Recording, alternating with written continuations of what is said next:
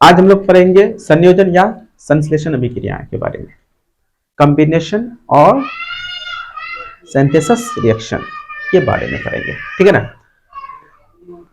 Combination से ही समझ में आता है कि इसमें कुछ कंबाइन होने वाला है, यानी जुड़ने वाला चीज है। संयोजन का मतलब जुड़ना, मेल होना, ठीक है। सबसे पहले इसकी परिभाषा लिखते हैं, फिर इसके बारे में समझते हैं। आइए लिखते हैं इसकी परिभाषा क्या की। संयोजन या संश्लेषण अभिक्रिया की वह अभिक्रिया, ठीक है, वह अभिक्रिया जिसमें दो या दो से अधिक, दो या दो से अधिक, दो या दो से अधिक पदार्थ, दो या दो से अधिक पदार्थ, यानी इसमें जो है दो या दो से अधिक पदार्थ, और वो पदार्थ क्या क्या हो सकता है। वो पदार्थ आपका जो है तत्व भी हो सकता है या फिर यौगिक भी हो सकता है वो पदार्थ, ठीक है ना। दो या दो से अधिक पदार्थ, वह अभिक्रिया जिसमें दो या दो से अधिक पदार्थ संयोग कर, यानी मिलकर, संयोग कर के एक नए पदार्थ का, एक नए पदार्थ का निर्माण करता है, ठीक है ना, निर्माण करता है।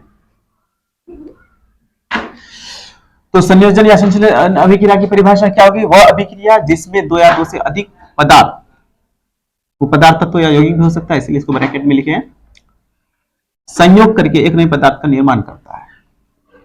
और फिर आगे इसका नए पदार्थ जो बनेंगे, जो प्रोडक्ट बनेगा, नए पदार्थ का जो गुण होगा वो मूल पदार्थ, यानी जो पदार्थ हिस्सा लेगा अभिक्रिया में, जो पदार्थ हिस्सा लेगा उन पदार्थ यानी मूल पदार्थ के गुण से बिल्कुल अलग होंगे। मतलब बिल्कुल पूरी तरीके से बिल्कुल अलग होंगे,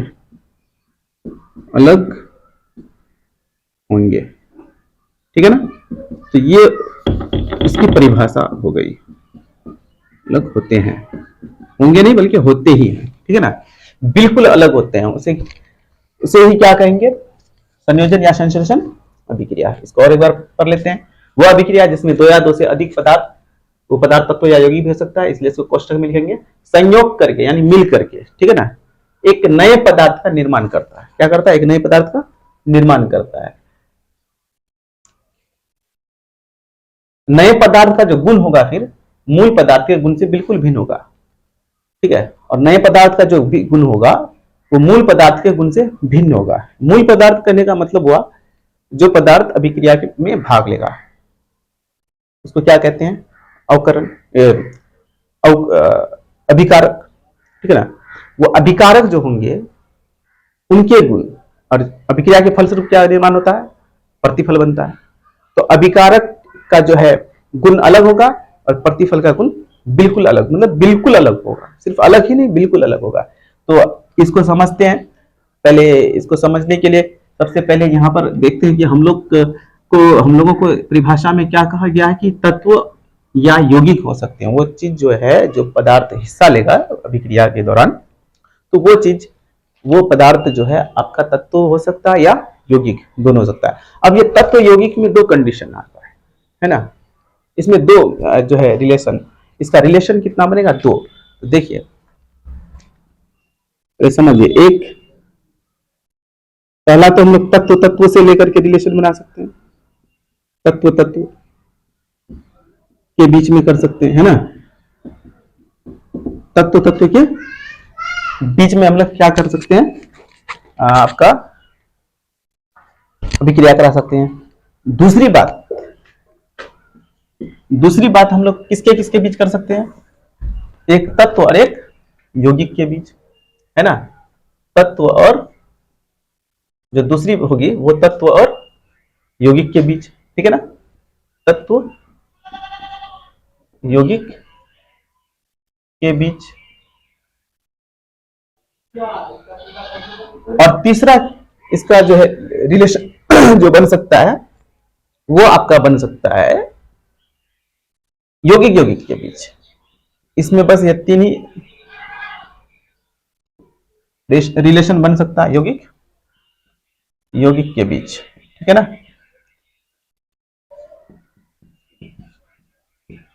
यौगिक यौगिक के बीच में तो ये तीन रिलेशन बन सकते हैं तत्व यौगिक के बीच।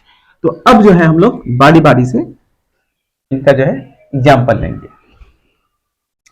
तो सबसे पहले तत्व और यौगिक के बीच जो है अभिक्रिया कराएंगे, सॉरी तत्व तत्व के बीच अभिक्रिया कराएंगे। तो एक तत्व लेंगे, एक ले लेते हैं, चलो कार्बन ले लिए और ऑक्सीजन। कार्बन और ऑक्सीजन मिलाकर के क्या बन जाएगा, कार्बन डाइऑक्साइड। ये दोनों संयोग करेगा और कार्बन डाइऑक्साइड का निर्माण करेगा, ठीक। ये सारा तत्व है क्योंकि अकेला है ना, एक एलिमेंट है, कार्बन एक तत्व है, ऑक्सीजन एक एलिमेंट है यानी तत्व है, और ये दोनों मिलकर के क्या बना, कार्बन डाइऑक्साइड, कार्बन और ऑक्सीजन का संयोग कर। अगला और एक एग्जांपल लेते हैं, मैग्नीशियम और ऑक्सीजन को अभिक्रिया करा देते हैं। तो क्या हो जाएगा, मैग्नीशियम और ऑक्सीजन का अभिक्रिया कराने पर क्या होगा, मैग्नीशियम ऑक्साइड। क्या बनेगा, मैग्नीशियम ऑक्साइड। क्योंकि ऑक्सीजन हमेशा दो पाया जाता है, अकेला जो है ये एग्जिस्ट नहीं करता है, ये अस्तित्व में नहीं रहता है, ठीक है ना। इसलिए इसको जो है यानी ऑक्सीजन को हमेशा डबल लिया जाता है O2। तो यहाँ पर के कारण यहाँ O2 ऑक्सीजन 2 हो जाएगा, तो मैग्नीशियम भी 2 हो जाएगा, ठीक है ना। अब दोनों मैग्नीशियम 2 हो गया और यहाँ पर भी मैग्नीशियम 2 हो गया, और ये 2 जो है ऑक्सीजन के लिए भी उतना ही जितना मैग्नीशियम के लिए, तो 2 जो है ऑक्सीजन भी हो गया और यहाँ 2 ऑक्सीजन दोनों तरफ बराबर, यानी हम यहाँ क्या किए, संतुलित किए, ठीक है ना। और ये जो मैग्नीशियम है, ये मैग्नीशियम सफेद चूर्ण के रूप में प्राप्त होगा। कैसे प्राप्त होगा, सफेद चूर्ण के रूप में आपको प्राप्त होगा। मतलब इसको करते हैं क्या, मैग्नीशियम का फीता लिया जाता है ना, मैग्नीशियम का फीता लेकर, मैग्नीशियम का जो है लंबा सा फीता लेंगे और उसको क्या करेंगे, जलाएंगे वायु में। तो वायु आपको पता ही है, वायु क्या है, गैसों का मिश्रण होता है। तो वायु में जब मैग्नीशियम को जलाया जाता है तो वायु में उपस्थित जो ऑक्सीजन होती है वो मैग्नीशियम से अभिक्रिया कर जाती है और मैग्नीशियम ऑक्साइड का निर्माण करती है, और ये मैग्नीशियम ऑक्साइड जो है सफेद चूर्ण के रूप में प्राप्त होता है। तो ये आपका समझिए ऑब्जेक्टिव रूप का एक क्वेश्चन भी हल हो गया है ना। अब आते हैं और एक एग्जाम्पल ले लेते हैं इसका, है ना, एक एग्जाम्पल और छोटा मोटा कोई एग्जाम्पल ले लेते हैं और इसको आगे बढ़ाते हैं, है ना। चलिए एक एग्जाम्पल हम लोग ले लेते हैं लोहा यानी आयरन से। आयरन का ले लेते हैं, ये आयरन है यानी लोहा है, Fe आयरन का संकेत है, ठीक है ना, लोहा का संकेत। और सल्फर, ये सल्फर है, इस सल्फर को गंधक भी बोलते हैं। क्या बोलते हैं, गंधक, ठीक है ना। और ये आयरन जो है, ये लोहा, इनका जब संयोग करेंगे, ठीक है ना, तो क्या बनेगा, FeS यानी फेरस सल्फाइड, है ना। FeS का निर्माण करेगा फेरस सल्फेट, या इसी को फेरस सल्फेट को ही जो है आप इसका भी दूसरा नाम है आयरन सल्फेट, क्योंकि ये Fe क्या है, आयरन है ना। आयरन, आयरन का संकेत Fe, सल्फर का संकेत S, है ना। और इस सल्फर को ही गंधक के नाम से जानते हैं, तो फेरस सल्फेट बन जाएगा, ठीक। ये आपका क्या है, फेरस सल्फेट, ठीक है। फेरस सल्फेट अगर आप नहीं जानते तो आप इसके नीचे लिख कर भी दिखा सकते हैं कि ये फेरस सल्फेट है, ठीक है ना, फेरस सल्फेट, ठीक। तो यहां तक आप समझ गए होंगे मेरे ख्याल से।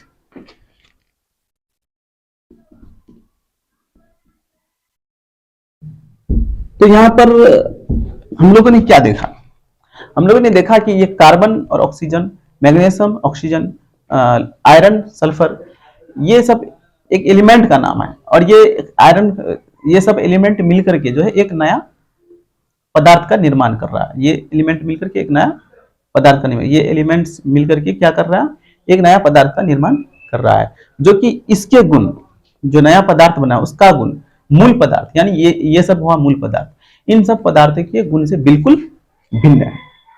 ठीक है, तो वही चीज वहां लिखा हुआ, वह अभिक्रिया जिसमें दो या दो से अधिक पदार्थ, वो पदार्थ तो यौगिक हो सकता है, संयोग करके एक नए पदार्थ का निर्माण करता है और नए पदार्थ के गुण मूल पदार्थ के गुण से बिल्कुल भिन्न होते हैं। बिल्कुल आसान है। आइए एक तत्व और यौगिक के बीच जो है अभिक्रिया कराते हैं। एक तत्व लेते हैं और एक यौगिक, उनके बीच हम लोग क्या कराएंगे, अभिक्रिया कराएंगे। चलिए देखते हैं तत्व और यौगिक के बीच। चलिए एक काम करते हैं, यहाँ पर हम लोग कार्बन मोनोऑक्साइड का सूत्र आप लोगों को मालूम ही होगा, अगर नहीं है तो जान जाइए। कार्बन मोनोऑक्साइड का सूत्र CO होता है, ठीक है ना। कार्बन मोनोऑक्साइड को ऑक्सीजन से अभिक्रिया कराएंगे, किससे, ऑक्सीजन से। ऑक्सीजन तो हमेशा डबल रहता है, O2 है ना, अगर वो अकेले है ऑक्सीजन तो O2 होगा। हाँ, अगर किसी के साथ है तो जरूरी नहीं कि वो डबल में हो, जैसे यहाँ O2 लिखा हुआ नहीं है क्योंकि ये मैग्नीशियम के साथ संयोग कर गया है ना। अगर अकेले ऑक्सीजन रहेगा तो वो O2 की ही रूप में रहेगा। अब या हाइड्रोजन भी जो होता है वो भी हमेशा डबल होता है। कुछ पदार्थ, कुछ एलिमेंट्स ऐसे हैं जो अकेले एग्जिस्ट नहीं करता है, वो जो है आपको हमेशा डबल ही लिखा हुआ मिलेगा, जैसे H2O2 है ना, ये सब। क्यों ऐसा क्यों होता है, तो इसमें जो है आपका एग्जिस्ट, क्योंकि अकेले एग्जिस्ट नहीं करता है। और क्यों नहीं करता, क्योंकि इनके इलेक्ट्रॉन्स में कमोबेश आ जाते हैं कक्षाओं में, इनके कक्षाओं में इलेक्ट्रॉन्स जो होते हैं यानी ऑर्बिट्स में कमोबेश आ जाती है, इसीलिए। तो बहरहाल इसको आगे पढ़ेंगे, अभी इतना समझना है, ठीक है। अब अगला देते हैं तत्व यौगिक के बीच। कार्बन मोनोऑक्साइड और ऑक्सीजन के बीच अभिक्रिया करेंगे तो क्या बनेगा, कार्बन डाइऑक्साइड, है ना, कार्बन डाइऑक्साइड। यहाँ कार्बन मोनोऑक्साइड, कार्बन डाइऑक्साइड मिल गया। लेकिन यहाँ पर एक चीज देखिए आप, हम लोग जो अभिक्रिया कराए यहाँ पर ऑक्सीजन 2 और 1 3 हो रहा है, यहाँ पर कितना 2, ठीक है ना। तो मैच नहीं कर रहा है, यानी संतुलित नहीं हो रहा है ना, बैलेंस करना होगा इसको। तो यहाँ पर 2 अगर लगा देंगे तो 2 दूना, ये 2 दोनों के लिए है, कार्बन के लिए भी और ऑक्सीजन के लिए भी। तो 2 कार्बन, 2 ऑक्सीजन इधर गया, 2 ऑक्सीजन इधर, तो 2 दूना 4 ऑक्सीजन, है ना। तो यहाँ पर 2 ऑक्सीजन है तो यहाँ लगा देंगे 2 दूना 4 ऑक्सीजन, ठीक है। अब यहाँ कार्बन कितना, 2 कार्बन, तो संतुलित हो गया। तो यहाँ पर क्या हुआ, ये जो है यौगिक है, यहाँ पर क्या कर रहे थे, तत्व यौगिक के बीच हम लोग क्या कर रहे हैं, रिएक्शन करवा रहे हैं, अभिक्रिया। तो देखिए ये जो है CO, ये यौगिक है, क्योंकि ये कार्बन मोनोऑक्साइड क्या है, यौगिक है, क्योंकि इसमें कार्बन भी है और ऑक्सीजन, 2 एलिमेंट्स मिल करके तब जो है एक एलिमेंट, एक जो है पदार्थ बना है CO, समझ में आ रहा है। तो ये यौगिक है, ये फिर क्या है, ये तत्व है, क्योंकि ये एक अकेला एलिमेंट है। ये इधर जितना भी है ये यौगिक है, ठीक है ना। और इधर वाला जितना, कहने का मतलब ये है कि एलिमेंट्स अगर ग्रुप में हो, जैसे कि यहां नजर आ रहा है एक साथ, तो वो आपका यौगिक होगा। अगर अकेले हो तो वो आपका क्या होगा, तत्व होगा। आसान सा है। चलिए एक और एग्जाम्पल लेते हैं इसका, थोड़ा सा और समझने के लिए और बेहतर तरीके से इसका और एक एग्जाम्पल हम लोग लेकर देखते हैं, देखें उसमें क्या सीखते हैं। आइए एक एग्जाम्पल हम लोग ले लेते हैं सल्फर डाइऑक्साइड का, ठीक है ना। सल्फर डाइऑक्साइड SO2, ये सल्फर है और डाइऑक्साइड, ऑक्सीजन 2 है इसलिए डाई का मतलब 2 होता है, डाइऑक्साइड। इसको अभिक्रिया करा देंगे ऑक्सीजन से, है ना। इसको क्या करेंगे, फिर से हम लोग ऑक्सीजन से अभिक्रिया कराने जा रहे हैं। तो इसको अभिक्रिया करेंगे तो क्या हो जाएगा, सल्फर ट्राइऑक्साइड। क्या बन जाएगा, सल्फर डाइऑक्साइड को ऑक्सीजन के साथ अभिक्रिया करने पर क्या होता है, तो सल्फर ट्राइऑक्साइड बनता है ना। अब ये सल्फर ट्राइऑक्साइड जो है इसको थोड़ा संतुलित कर लेते हैं। देखिए यहाँ पर 2 ऑक्सीजन है, ठीक है, 2 2 4, यहाँ पर 3 ऑक्सीजन है, नहीं मिल रहा है तो इसके आगे क्या करेंगे, 2 लगा देंगे, तो 2 दूना 4, ये दोनों के लिए है, जितना S के लिए उतना O के लिए है, तो 2 और यहाँ नीचे 2 है O में, तो 2 दूना 4 ऑक्सीजन हो गया। और यहाँ पर ऑक्सीजन 2 है तो 4 2 6, टोटल 6 ऑक्सीजन हुआ। और यहाँ पर 3 ऑक्सीजन है तो आगे में अगर हम लगा देते हैं 2 तो 2 तिया 6। देखिए आगे और नीचे इस तरह रहने से पर मल्टीप्लाई होता है ना। तो 2 तिया 6 ऑक्सीजन यहाँ भी हो गया और 6 ऑक्सीजन इधर भी हो गया। और सल्फर देखिए यहाँ पर आराम से देखिए, सल्फर कितना 2s और सल्फर 2s, यानी 2 सल्फर यहाँ पर भी है और सल्फर 2 यहाँ पर भी है, यानी संतुलित हो गया। तो ये हो गया आपका बैलेंस कर लिए। और ये आपका हो गया यौगिक और तत्वों के बीच विक्रिया। ठीक है, और इनके जो है गुण, जो ये सब हुआ मूल पदार्थ। इन पदार्थ के गुण जो है, जो पदार्थ का निर्माण हुआ, उनके जो है गुण से बिल्कुल क्या होंगे, भिन्न होंगे, अलग होंगे, जो है इसके परिभाषा के अनुसार, है ना। अगला हम लोग ले लेते हैं यौगिक के बीच में, यानी 2 यौगिक लेंगे और उसके बीच में हम लोग क्या करेंगे, क्रिया करवाएंगे। ठीक है, चलिए आते हैं, एक काम करते हैं, इसी से जुड़ा हुआ एक हम लोग, चलिए एक अलग विक्रिया कर लेते हैं। चलिए कैल्शियम ऑक्साइड को क्या करते हैं, ऑक्सीजन के साथ हम लोग अभिक्रिया कर देते हैं। कैल्शियम ऑक्साइड को ऑक्सीजन के साथ विक्रिया जल के साथ कर देते हैं भाई, जल के साथ। तो कैल्शियम ऑक्साइड को अगर जल के साथ अभिक्रिया करेंगे तो क्या बनेगा, कैल्शियम Ca और कैल्शियम ऊपर ऑक्साइड, इसको ऑक्साइड लगाया जाता है, इसका भी नियम है, जब आप आगे पढ़ेंगे तो समझेंगे। कैल्शियम ऑक्साइड, ठीक है ना, कैल्शियम ऑक्साइड को अभिक्रिया करेंगे तो क्या बनेगा, CaOH होल 2, यानी ये भखरा चूना, क्या बनेगा, भखरा चूना का निर्माण होगा। ठीक है ना, क्या बनेगा, भखरा चूना।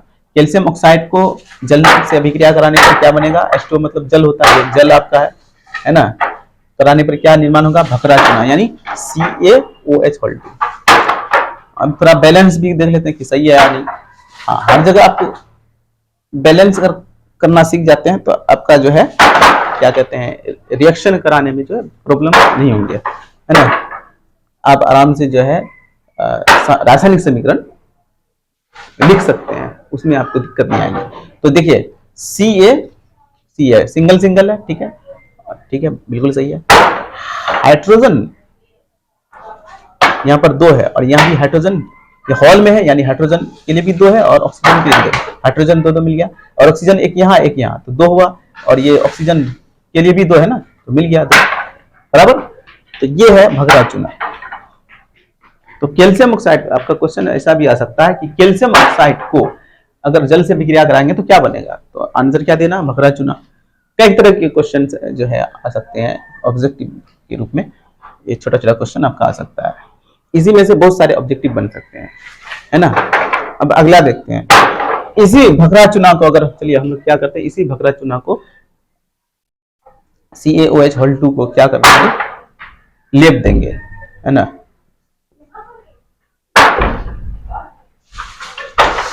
कैल्शियम ऑक्साइड को जल में मिलाएं, घोल बन गया, क्या बन गया, भखरा चूना। अब इस चूना को क्या करेंगे, लेपेंगे, है ना, दीवारों में कहीं पर लेप देंगे। तो ये क्या करेगा, ऑक्सीजन के साथ, वायु में क्या है, वायु क्या है, वायु आपका जाकर के है गैसों का मिश्रण।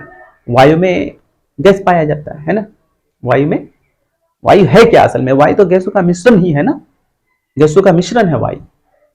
तो क्या करेंगे, जब इसको लेपेंगे ना भखरा चूना को दीवारों में, तो कभी आप देखे होंगे कि कलर, उसका रंग कुछ और होता है, उसका रंग जो है वो कुछ और होता है, लेकिन धीरे धीरे क्या हो जाता है, पूरा सूखने के बाद वो पूरा सफेद हो जाता है ना, पूरा सफेद, ठीक है ना। सूखने के बाद मतलब चकाचक सफेद दिखने में, जैसे संगमरमर की तरह, है ना, इस तरह लगता है।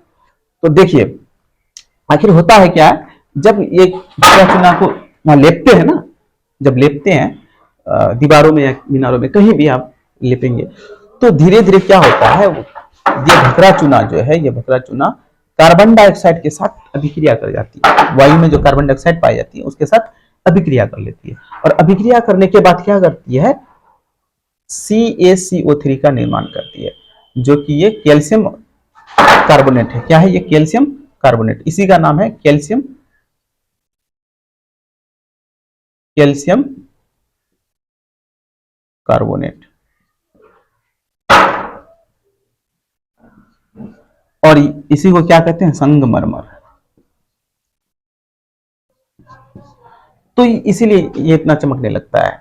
और उसके बाद क्या होता है, H2O यानी जल का निर्माण होता है। कैल्शियम ऑक्साइड बनता है और जल, कैल्शियम कार्बोनेट बनता है और जल बनता है, और ये जल वायु में भाप बन करके उड़ जाता है, ठीक है ना। बैलेंस भी कर लीजिए, देखिए कैल्शियम एक है सिंगल, कैल्शियम सिंगल, ठीक है। ऑक्सीजन 2 और इधर 2, 4, 2 2 4 ऑक्सीजन, देखिए यहाँ 3 ऑक्सीजन और यहाँ 1 ऑक्सीजन, तो 4 ऑक्सीजन मिल गया। और देखिए हाइड्रोजन कितना है, 2, और यहाँ पर भी देखिए हाइड्रोजन जो है वो 2 है, ठीक है ना। और लास्ट में बचा कार्बन, कार्बन देखिए 1 है, तो यहाँ पर भी सिंगल है, कार्बन मिल गया, संतुलित भी कर लिया। तो ये है आपका आज का क्लास। तो अब लोगों से एक दरख्वास्त है, मतलब गुजारिश है, चैनल को सब्सक्राइब जरूर करें और बेल आइकन को जरूर दबाएं, और क्लास को रेगुलरली कीजिए, तभी आप समझ पाएंगे, ठीक है ना।